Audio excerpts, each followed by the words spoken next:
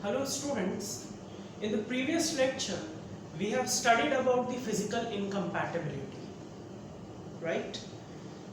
So what happens in physical incompatibility? Different changes occur in the physical properties of a particular drug or a combination of drug and additives. ठीक, मतलब जब हम drug को और different compounds को add करेंगे, उनके बीच में यदि किसी भी टाइप का इंटरेक्शन होता है, ठीक, तो इंटरेक्शन होने के बाद क्या होगा कि undesirable changes will get form. Undesirable changes मतलब जो ड्रग और एडिटिव्स हमने यूज़ किए हैं वो एक दूसरे के साथ तालमेल नहीं बिठा पा रहे, इसलिए अनडिजायरेबल चेंजेस कॉज हुए। इसको हमने फिजिकल इनकम्पैटिबिलिटी का नाम दिया। फिजिकल इनकम्पैटिबिलिटी क्यों बोला? बिकॉज फिजिकल प्रॉपर्टीज में चेंजेस हो रहे हैं।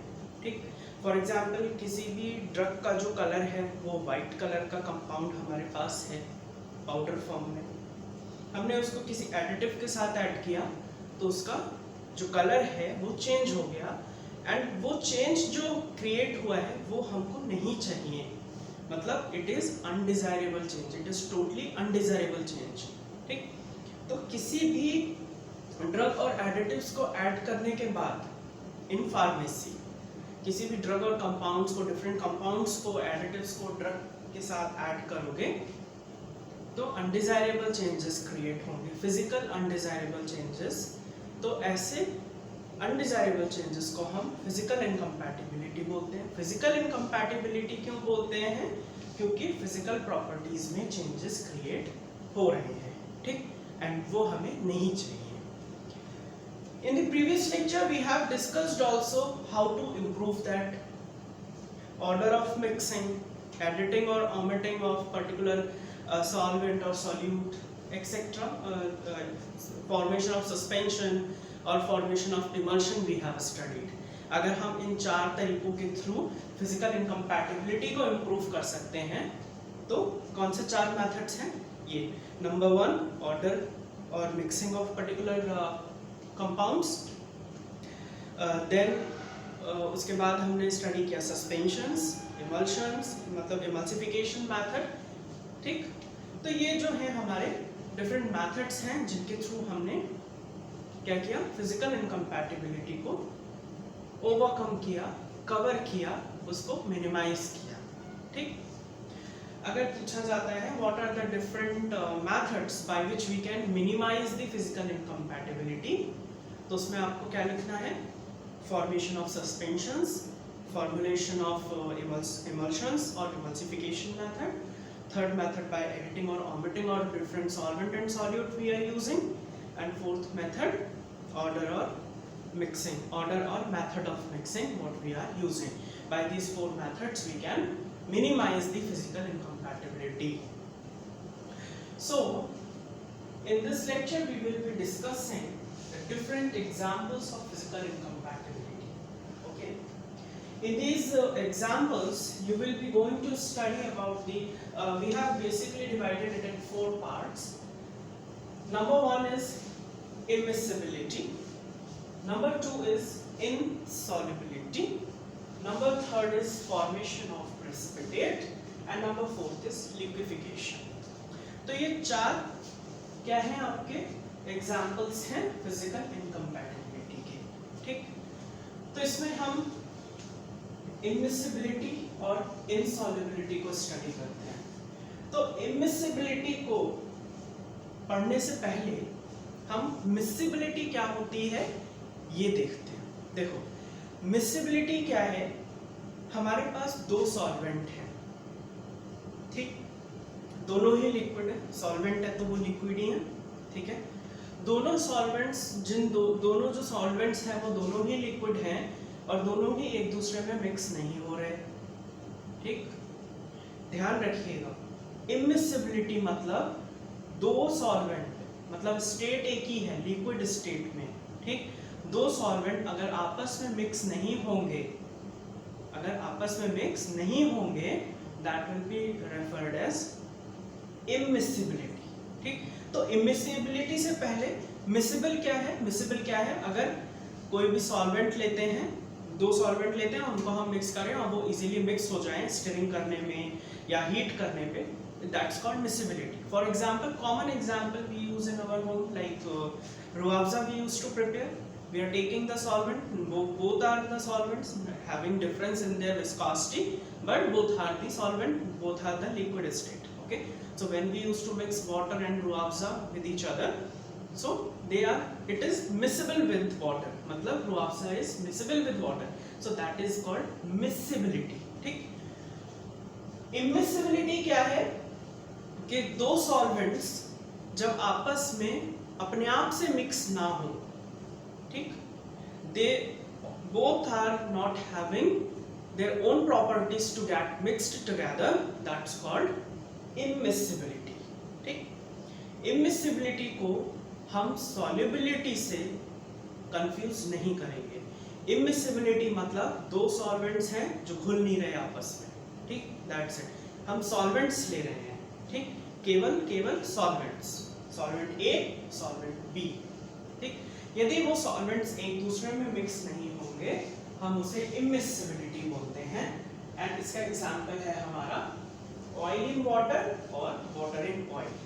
किसी भी टाइप का कोई भी ऑयल अगर हम पानी में ऐड करें या कोई भी वाटर हम ऑयल में ऐड करें, वो मिक्स आपस में अपने आप से नहीं होगा, ठीक. तो immiscibility is an example of physical incompatibility. ठीक. तो immiscibility क्या है?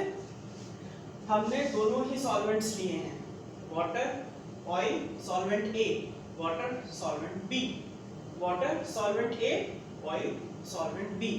दोनों ही सॉल्वेंट लिक्विड स्टेट में हैं, but the difference is in their density, difference is in their viscosity. Okay. So we are taking only solvents, and if they are not getting mixed together, अगर हम केवल solvent ले रहे हैं और वो एक दूसरे में mix नहीं होते, तो it refer to as immiscibility. ठीक.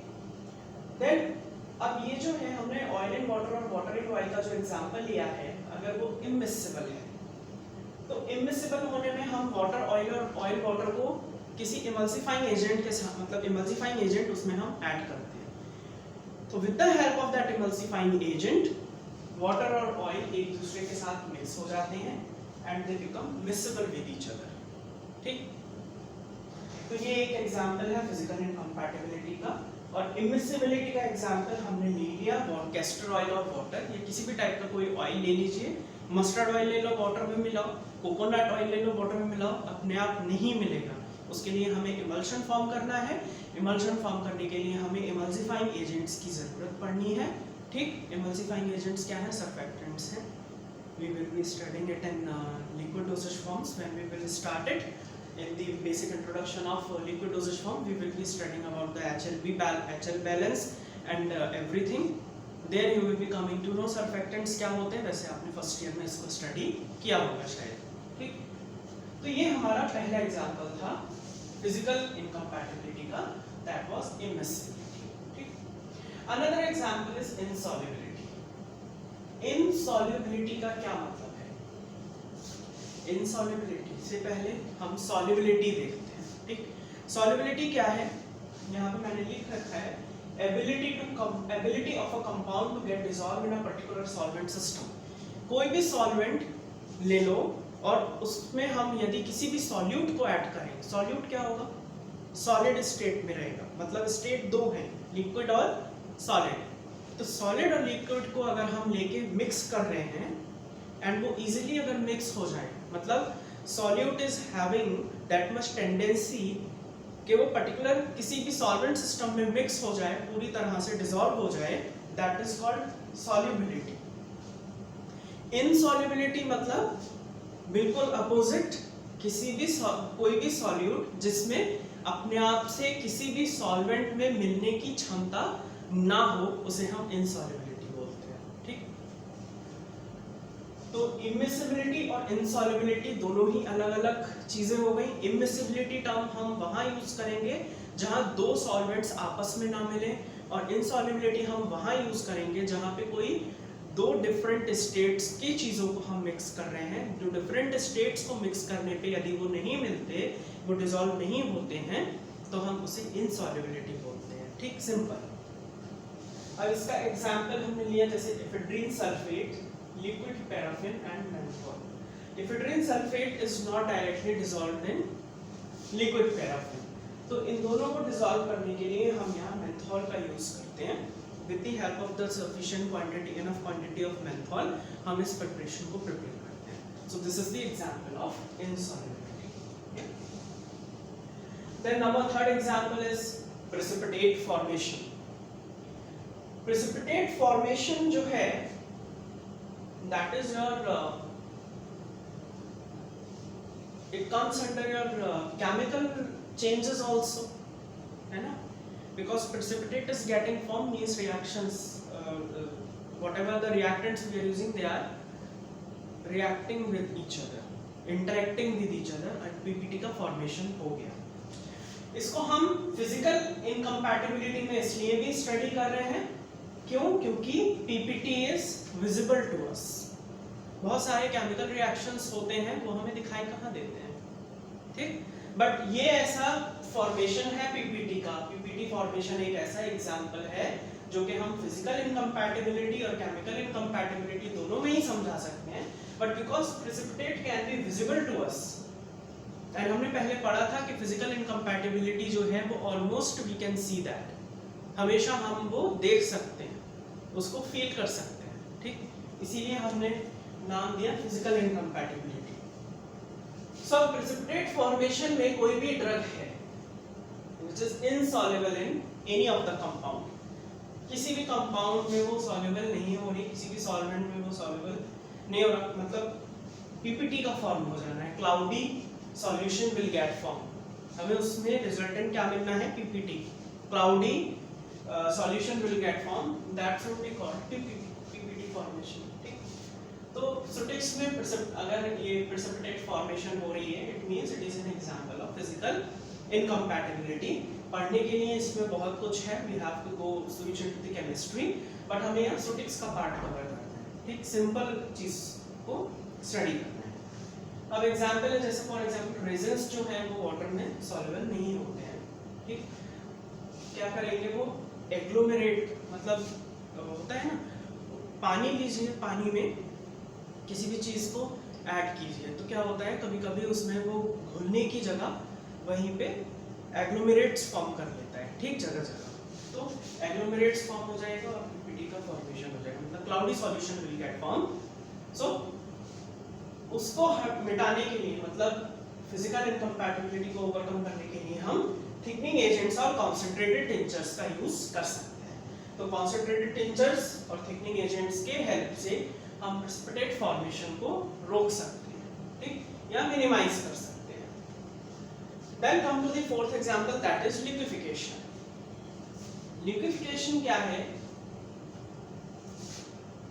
हम कोई भी दो सॉलिड्स लेते हैं, फॉर एग्जाम्पल हम कैम्फर लेते हैं और मेंथॉल लेते हैं, ठीक? एक मोटर पिस्टल में हमने कैम्फर लिया, मेंथॉल लिया, दोनों को ऐड किया, ट्राइचुरेट किया। ट्राइचुरेट होने पे क्या हुआ? डिसॉल्व हो गए, ठीक? मतलब वो पाउडर फॉर्म जो लिया था वो लिक्विड में टर्न हो गया। क्यों टर्न हो गया?